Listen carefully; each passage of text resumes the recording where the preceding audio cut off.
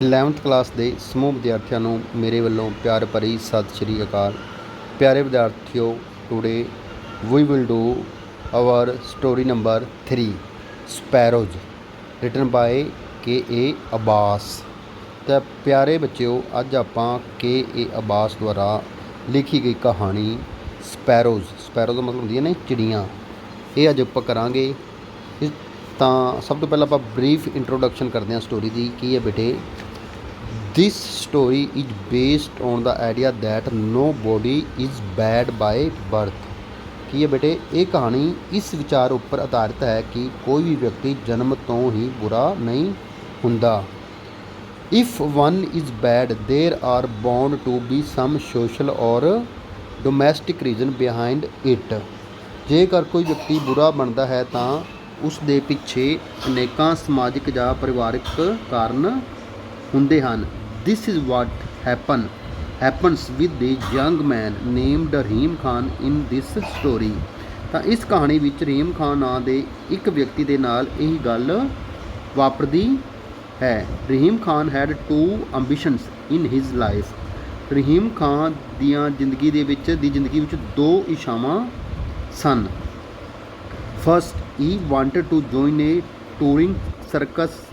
Secondly, he wanted to marry a Hindu girl Radha.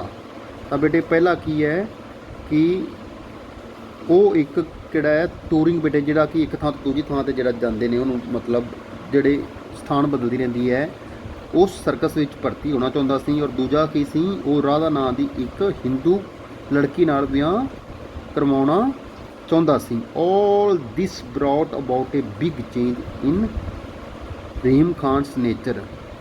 ਤਾਂ Radha but this their parents killed both these ambition.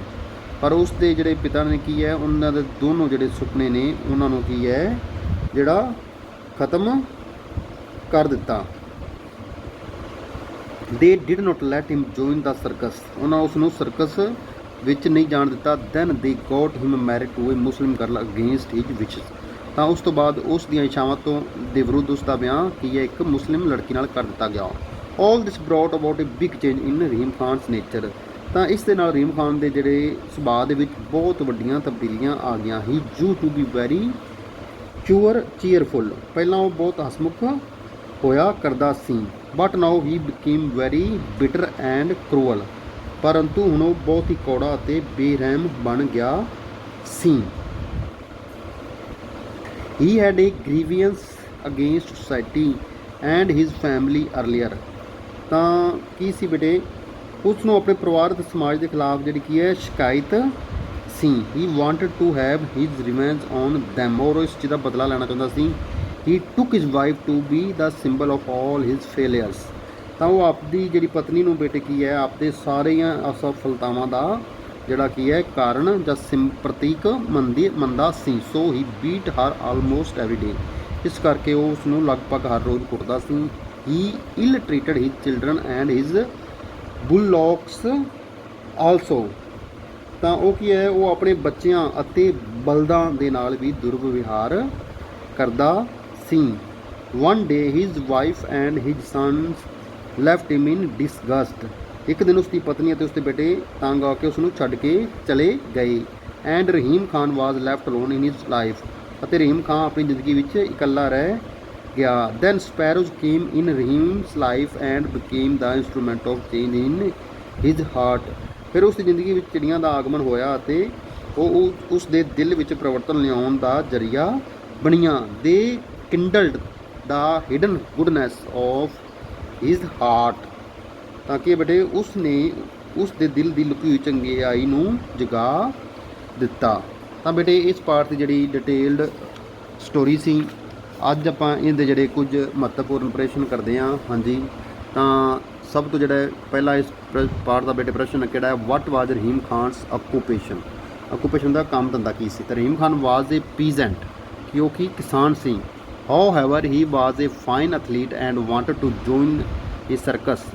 ਭਾਵੇਂ ਕੀ ਹੈ ਉਹ ਇੱਕ ਚੰਗਾ ਖਿਡਾਰੀ ਸੀ ਅਤੇ ਉਹ ਸਰਕਸ ਵਿੱਚ ਭਰਤੀ ਹੋਣਾ ਚਾਹੁੰਦਾ ਸੀ। But his father did not allow him to do so. ਉਸ ਦੇ ਪਿਤਾ ਨੇ ਉਸ ਨੂੰ ਅਜਿਹਾ ਕਰਨ ਨਹੀਂ ਦਿੱਤਾ। He thought it immoral and below the dignity of respectable peasants. ਤਾਂ ਉਸ ਨੂੰ ਅਨੈਤਿਕ ਅਤੇ ਇੱਕ ਸਨਮਾਨਯੋਗ ਕਿਸਾਨ ਦੀ ਜਿਹੜੀ ਹੈ ਪ੍ਰਤਿਸ਼ਠਾ ਤੋਂ ਹੇਠਾਂ ਦਾ ਕੰਮ ਸਮਝਦਾ ਸੀ।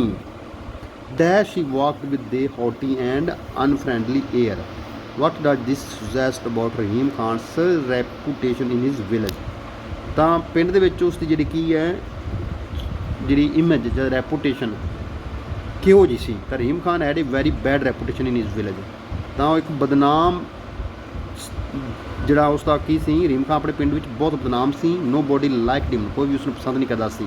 ਹੀ ਵਾਜ਼ ਹੇਟਡ ਐਂਡ ਫੀਅਰਡ, ਲੋਕ ਉਸ ਨੂੰ ਨਫ਼ਰਤ ਕਰਦੇ ਸਨ ਅਤੇ ਉਸ ਤੋਂ ਡਰਦੇ ਸਨ। He was thought to be a cruel person, ਉਸ ਨੂੰ ਇੱਕ ਕਰੂਰ ਵਿਅਕਤੀ ਸਮਝਿਆ ਜਾਂਦਾ ਸੀ। The children looked on him with fear and would run away at his sight, ਬੱਚੇ ਉਸ ਨੂੰ ਬਹੁਤ ਜ਼ਾਲਿਮ ਸਮਝਦੇ ਸਨ ਅਤੇ ਉਸ ਨੂੰ ਵੇਖਦੇ ਹੀ ਭੱਜ ਜਾਂਦੇ ਸਨ। ਪੀਪਲ ਕਾਲਡ ਹਿਮ ਏ ਹਾਰਡ ਹਾਰਟਡ ਡੈਵਲ, ਲੋਕ ਉਸ ਨੂੰ ਇੱਕ ਪੱਥਰ ਦਿਲ ਸ਼ੈਤਾਨ ਬੁਲਾਉਂਦੇ ਸਨ। ਹਾਂਜੀ, ਤਾਂ ਅਗਲਾ ਪ੍ਰਸ਼ਨ ਬੇਟੇ ਜਿਹੜਾ ਇਸ ਪਾਰਟ ਦਾ ਜਿਹੜਾ ਇੰਪੋਰਟੈਂਟ ਪ੍ਰਸ਼ਨ ਹੈ, what does the phrase cautious whispers suggest about the attitude of the villagers toward Rahim Khan. Respect, fear, a mixture of both. ਤਾਂ ਬੇਟੇ ਇਹਦੇ ਵਿੱਚ ਰਿਸਪੈਕਟ ਮੈਨਾ ਸਨਮਾਨ, ਫੀਅਰ ਡਰ ਅਤੇ ਮਿਕਸਚਰ ਆਫ ਬੋਥ ਕਿ ਦੋਨੋਂ ਹੀ ਜਿਹੜੇ ਝਲਕਦੇ ਸੀ। ਕੌਸ਼ੀਅਸ ਵਿਸਪਰ ਦਾ ਕੀ ਮਤਲਬ ਸੀ ਬੇਟੇ, ਤਾਂ ਉਹਦੇ ਪ੍ਰਤੀ ਜਿਹੜੇ ਪਿੰਡ ਦੇ ਲੋਕਾਂ ਦਾ ਇਟ ਸੁਜੈਸਟ ਦੈਟ ਦਾ ਵਿਲਜਰਸ ਵਰ ਅਫਰੇਡ ਆਫ ਹਿਮ। ਤਾਂ ਇਸ ਤੋਂ ਆਪਾਂ ਨੂੰ ਪਤਾ ਚੱਲਦਾ ਹੈ ਕਿ ਇਸ ਵਿਚਾਰ ਤੋਂ ਪ੍ਰਾਪਤ ਹੁੰਦਾ ਕਿ ਪਿੰਡ ਦੇ ਲੋਕ ਉਸ ਤੋਂ ਡਰਦੇ ਸਨ।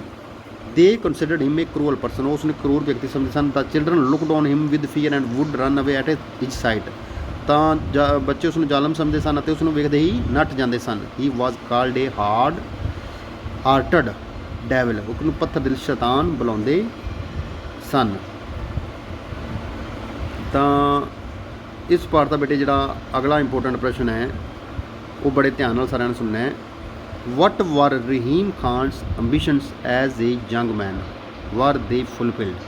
ਤਾਂ ਯੰਗ ਮੈਨ ਦੇ ਤੌਰ 'ਤੇ ਰਹੀਮ ਖਾਨ ਦਾ ਜਿਹੜਾ ਮਿਸ਼ਨ ਕੀ ਸੀ, ਕੀ ਉਹ ਪੂਰਾ ਹੋਇਆ। ਤਾਂ ਉਹਦੇ 'ਚ ਆਪਾਂ ਵੇਖਦੇ ਹਾਂ, ਰਹੀਮ ਖਾਨ ਹੈਡ 2 ਅੰਬੀਸ਼ਨਸ, ਉਹਦੇ 2 ਮਿਸ਼ਨ ਸੀ ਲਾਈਫ ਦੇ ਵਿੱਚ। His first mission was to join a touring circus, ਇਹ ਸਰਕਸ ਨੂੰ ਜੁਆਇਨ ਕਰਨਾ, ਔਰ ਦਾ ਅਦਰਵਾਜ਼ ਕੀ ਹੈ, marry a Hindu girl named Radha. But neither of these ambitions was fulfilled, ਪਰ ਉਸ ਦਾ ਕੋਈ ਵੀ ਜਿਹੜਾ ਸੁਪਨਾ ਪੂਰਾ ਨਹੀਂ ਹੋਇਆ। ਹਿਜ ਪੇਰੈਂਟਸ ਕਿਲਡ ਬੋਥ ਹਿਜ ਅੰਬੀਸ਼ਨ, ਉਸ ਦੇ ਮੌਕੇ ਨੇ ਉਹਨੂੰ ਦੋਵੇਂ ਇਛਾਵਾਂ ਨੂੰ ਖਤਮ ਕਰ ਦਿੱਤਾ। ਅਗਲਾ ਬੇਟੇ ਪ੍ਰਸ਼ਨ ਹੈ, why was Rahim Khan not able to join the circus, ਕਿਉਂ ਨਹੀਂ ਜੁਆਇਨ ਕਰ ਸਕਿਆ circus. Rahim Khan was a fine athlete and wanted to join circus. ਤਾਂ ਰਹੀਮ ਖਾਨ ਕੀ ਸੀ, ਇੱਕ ਚੰਗਾ ਜਿਹੜਾ ਕਿ ਦੌੜਾਕ ਸੀ ਔਰ ਉਹ ਕੀ ਹੈ ਸਰਕਸ ਵਿੱਚ ਭਰਤੀ ਹੋਣਾ ਚਾਹੁੰਦਾ ਸੀ। But Rahim Khan's father was against it, ਪਰ ਰਹੀਮ ਖਾਨ ਦਾ ਪਿਤਾ ਉਸ ਦੇ ਵਿਰੁੱਧ ਸੀ। He did not let him join the circus, ਉਸਨੇ ਉਸ ਨੂੰ ਸਰਕਸ ਜੁਆਇਨ ਨਹੀਂ ਕਰਨ ਦਿੱਤੀ। He thought it immoral and below the dignity of a respectable person, ਕਿ ਇਹ ਕੀ ਹੈ ਜਿਹੜੇ ਸਤਿਕਾਰਯੋਗ ਵਿਅਕਤੀਆਂ ਦੇ ਜਾਂ ਕਿਸਾਨਾਂ ਦੇ ਜਿਹੜੇ ਸ਼ਾਨ ਦੇ ਖਿਲਾਫ ਹੈ। ਤਾਂ ਪਿਆਰੇ ਬੱਚਿਓ, ਅਗਲੇ ਪ੍ਰਸ਼ਨ ਆਪਾਂ ਨੈਕਸਟ ਸੈਸ਼ਨ ਦੇ ਵਿੱਚ ਕਰਾਂਗੇ। Thank you very much.